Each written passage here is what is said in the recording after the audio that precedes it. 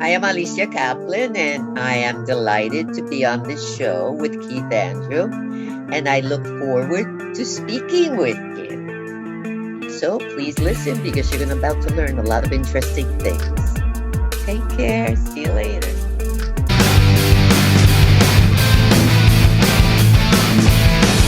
For people who want to know what is the KeithAndrewNetWork, this is episode 899. We're going to take a short break until I think probably December.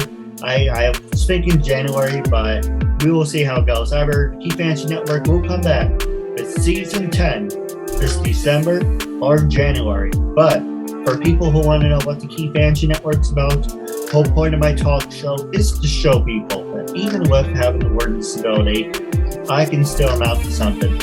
And at the same time, I'm able to turn myself into an example for people out there dealing with any types of learning disabilities and disabilities that never give up and prove people wrong. Prove to them that labels do not dictate who you are and who you're going to be. Prove to them you can still amount to something.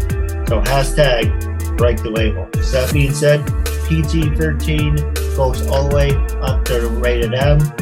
Uncensored, freedom of speech, self-expression. You can say whatever you want, talk about whatever you want. And the first question is, the good news, it's funny my episode should be on this day, but the good news is, I'm up to 900. Bad news is, not to take away from it, but today is the day we remember what happened 20 years ago. So I'm going to save this for my 900th episode, Where Were You in 2000? But I hate the expression, kill two birds with one stone.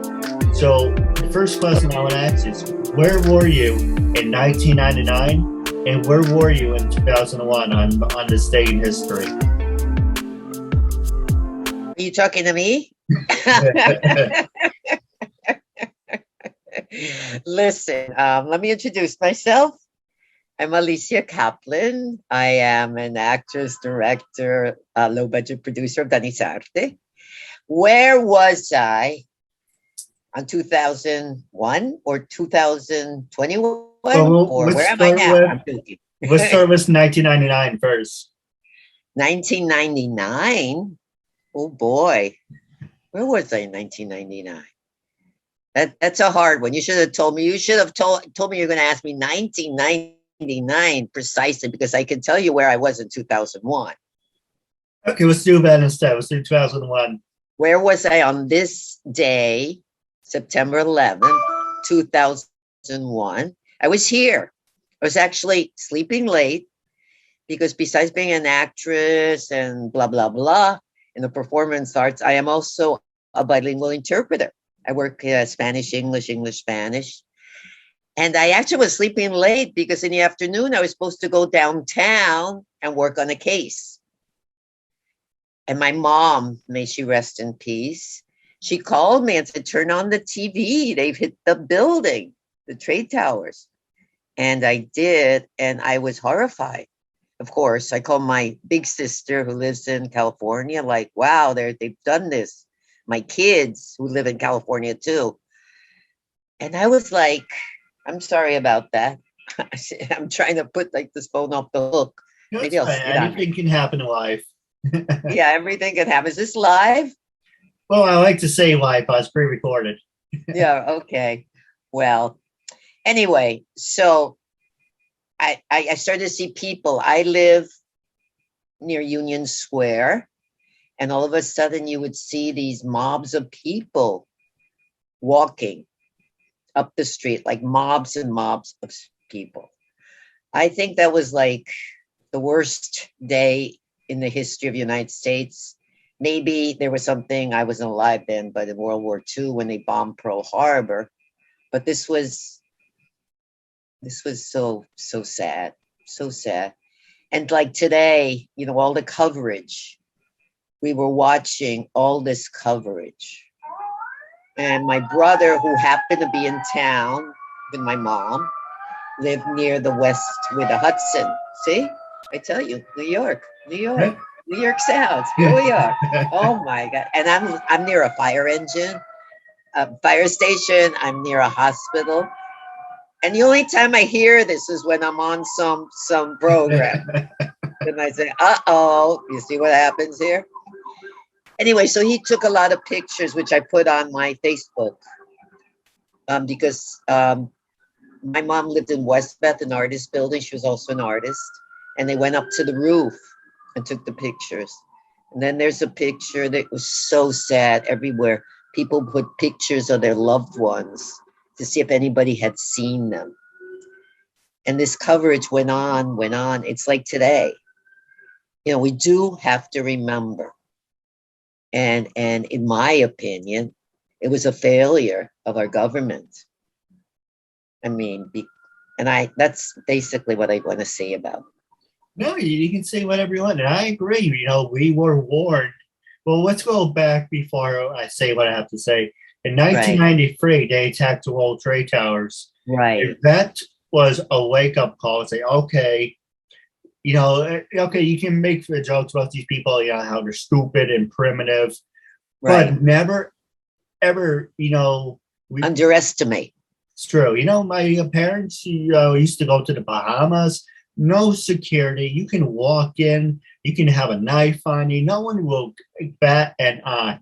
September 11th, you know, there's tight security. Oh, it's too tight security.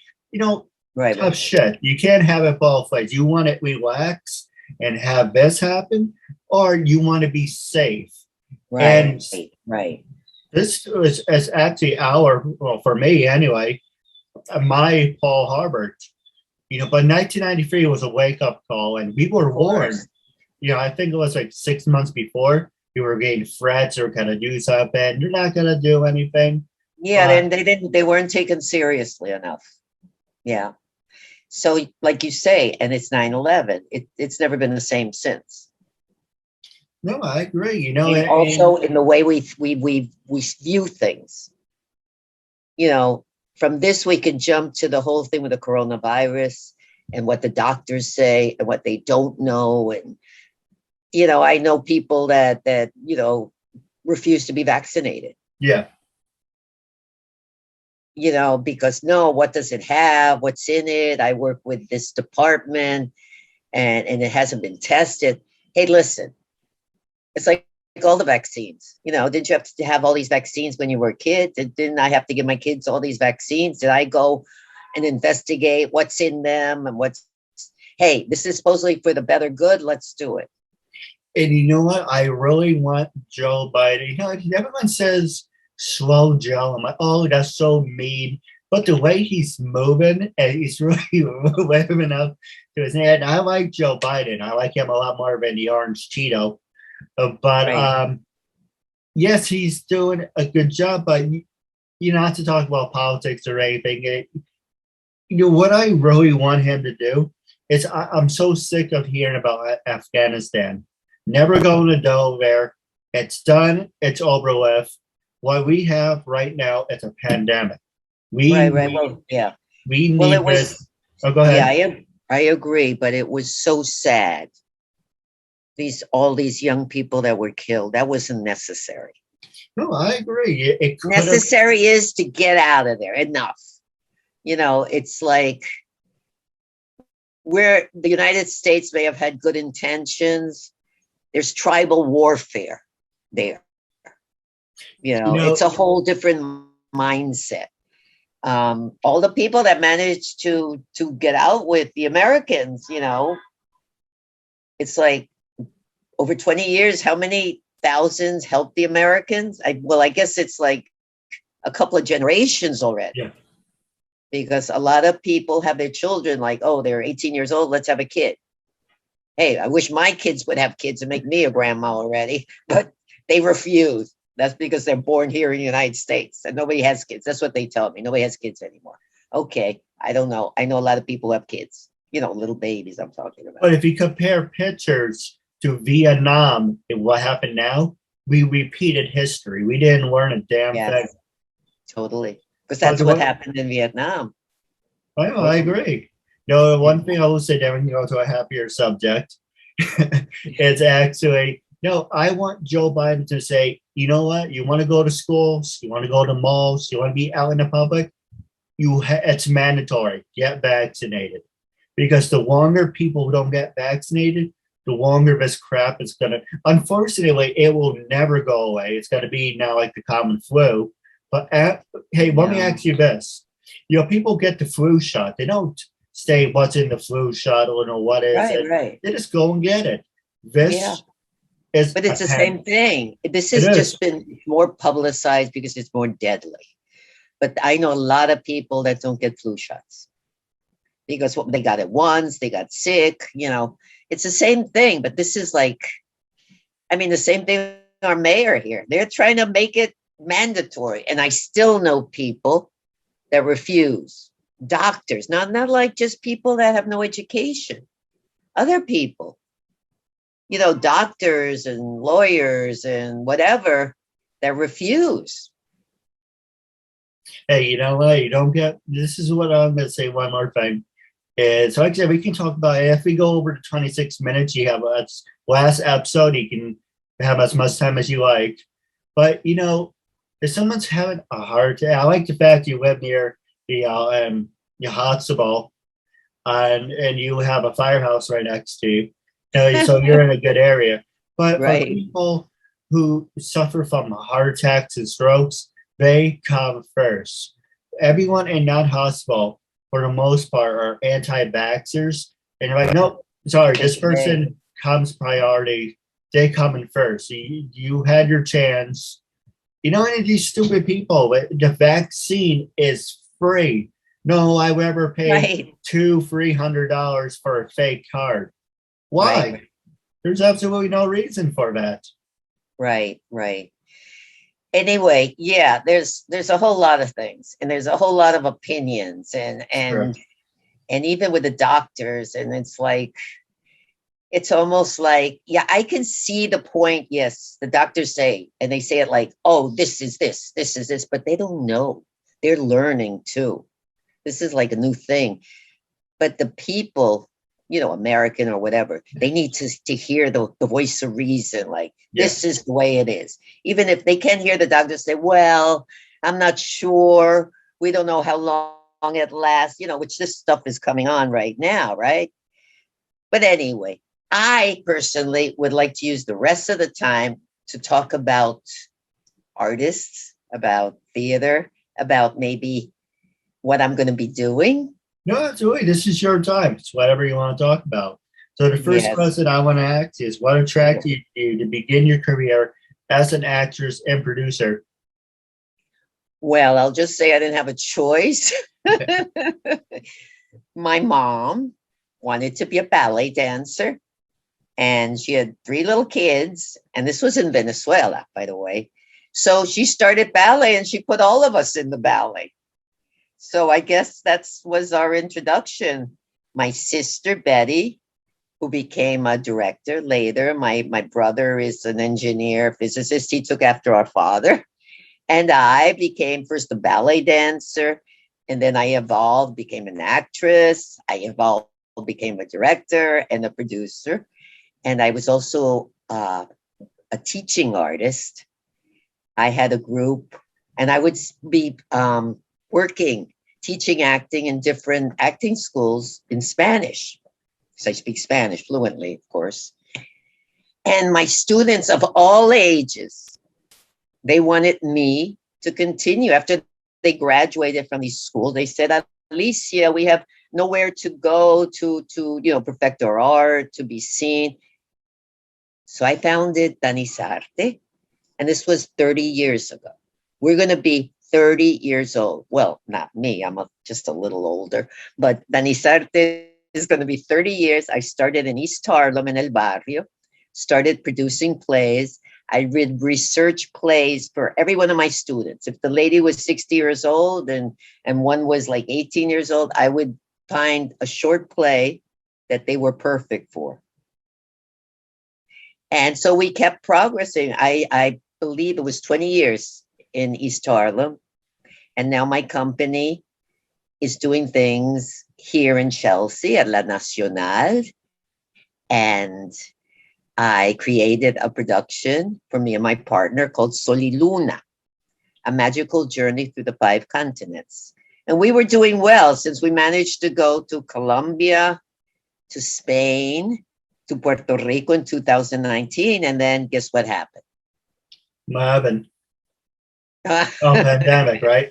Yeah, the pandemic. So that's when I started the program, and we did the first virtual, because that's another thing I do, festivals, Lorca. I don't know if you heard of Lorca. Some American people haven't, but he's like the Shakespeare. Well, not quite the Shakespeare, a little, very famous in Spain. Federico Garcia Lorca, beautiful plays, poetry, music, everything. He was actually assassinated in 1930 something. But look at us, 80 years later, everybody's producing Lorca. And that's what I do too. I have a yearly production of material, could be original material based or adapted from Lorca's work. And now we're going to be presenting Soliluna, which is the one I told you, with puppets for families and with a message. It's a message of unity, because that's basically what my company is.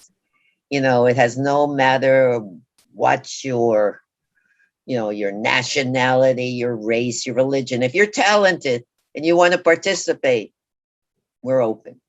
Because back in the day, I'm talking about 30 years ago when I started, the companies, and still today, the small Hispanic companies tend to be very nationalistic.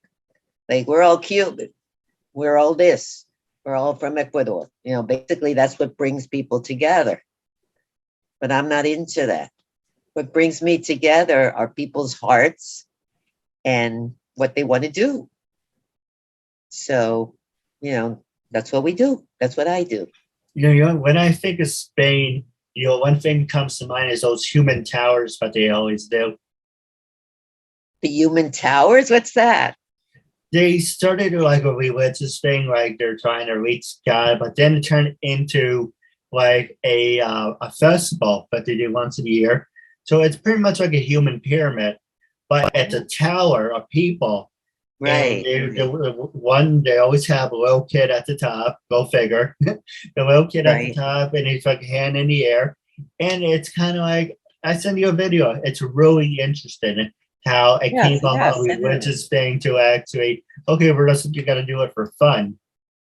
Right. Well, you think of Spain, I think of Spain. Well, after having done so many plays with Spanish authors who kept inviting me to Spain, I finally went. This is over the years. We're talking like 20, 25 years ago. I was doing a lot of acting then in Spanish, of Spanish authors. They would always invite me, but I never had time till this was in 2018, I think. We were invited to participate in something with Soliluna.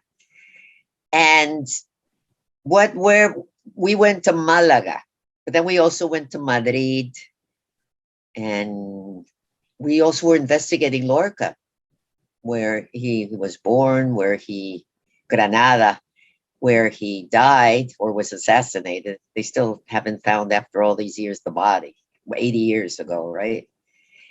Anyway, I know that we're running out of time, Keith. We have 8 minutes.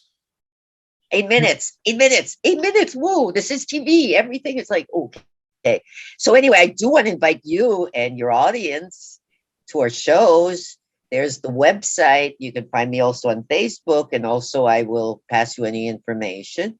Soliluna, before the end of October, and right here in New York City. So you're invited. It's been a real pleasure. No, anything else? I want to read you just a couple other questions I want to ask you. One thing I would say, it's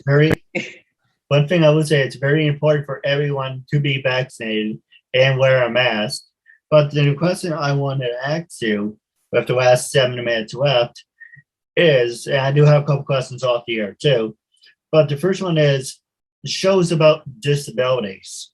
So the first question is, have you ever worked, besides me, have you ever worked with people with disabilities, and are you willing to work with people with learning disabilities or disabilities?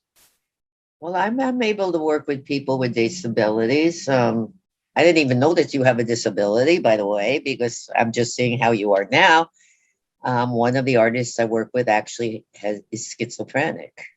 So I don't know, is that's a disability because it affects that person. Has to go to the hospital, and but very talented artist. Yeah, I'm willing to work with everybody. I mean, there's more to us than physical or Right. mental. There's the heart aspect, there's the emotional aspect, there's the talent aspect. So hey, you're a person that wants to do something, you do it. Look at you, you're doing your thing, right? Yeah, There's a absolutely. want where there's a way. When there's a what's it? When there's a will, there's a way, right? Absolutely true. Now, how can people follow you? Are you on LinkedIn, Instagram, Twitter? Well, I am on LinkedIn. I think you found me on LinkedIn. I'm on Instagram. I sent you the what is Instagram is AKA Danisarte. And then I started Twitter, but I don't think I'm going to deal with it too much. I'm on Facebook, you know, and I'm Alicia Kaplan, but I'm not the doctor. I'm not the dentist. I'm the artist. So it's Alicia Kaplan Danisarte. Danisarte also has its own page. Well, the last two questions I want to ask you is when I first approached you to be a guest on my talk show, what was your first reaction? What made you say yes, and how do you feel now? And I actually forgot what the second one was, but let's go with that one first. Okay, let's go with that one first. Well, you approached me, and I've been approached before to be on shows, so I wasn't surprised. I think I have a very interesting career in life. I looked up, I Googled you to make sure it wasn't like some, person that's off their rocker or something. But so I said yes. And then you were very nice with saying, I told you I could do it at this time because, I try to, if I'm not working on my thing, I try to support other people. And this is all over the city. So sometimes I have to go all the way downtown, or I have to go all the way uptown, or I have to go to Staten Island, or I have to go to Brooklyn, or because I'm right in Manhattan. So we try to do what we can to support our other artists. No, absolutely. And to let you know, for the time being, I am actually on Manhattan Neighborhood of Broadcasting. Good. Great. Great. You I know, did a show there back in the day. Really nice. You can find it on my website. This lady, a French lady, interviewed me, a couple of times and, showed some of the work and stuff. So if you have a chance, because I know you're busy too, go to my website, Danisarte. It's right here in danisarte.org. We're a nonprofit, very nonprofit, not like some that are out there. We get very few grants. I actually do a lot of work to get where we are. And I also showcase a lot of artists. no, absolutely. Now it's the last 3 minutes. I'm going to pass it over to you. Was there anything you want to talk about? Anything you wanted to promote? Well, yes, like I said, we're doing Soliluna. If anybody wants to contribute or want to see it, I will put that all in Facebook and on the website. That will be towards the end of October. We're already planning our next Lorca Festival, which will be in June, ending with June 5th, which is the day of Lorca's birth. And as an actress, as a voiceover artist, as a host, I'm available. And I also have my own little program where I interview my artists in English and in Espanol. So that is on YouTube, AK Danisarte. You can Google that too. If you're interested, maybe if you're interested, you would love to have me as a guest. I will. As soon as I get back into the saddle doing it. I'd be delighted to have you as my guest. No, absolutely. Now, I do have a couple questions for you off the air. But wrapping up our interview segment, for our fans and listeners, make sure to go to facebook.com, hit that notification. If you're watching on YouTube, hit that notification, like, share, comment. And until we meet again, catch you later. Thank you and have a good night.